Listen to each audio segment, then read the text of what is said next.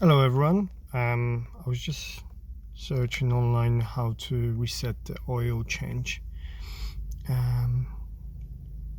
message on the dashboard, and a lot of people said, "Or go to the setting and set up the maintenance time or the maintenance mileage," which is what I tried a few times, and that still didn't reset the oil change warning. So it's very simple. Then I look in the book, which is I should probably do it in the first place.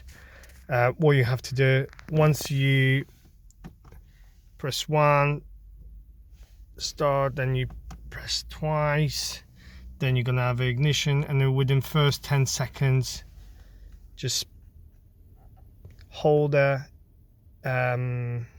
arrow, down arrow, from 5 to 10 seconds, and after 5 and 10 seconds it should be reset. Then basically turn it off,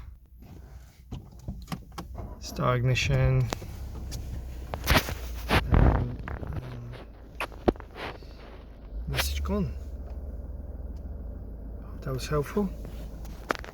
Bye.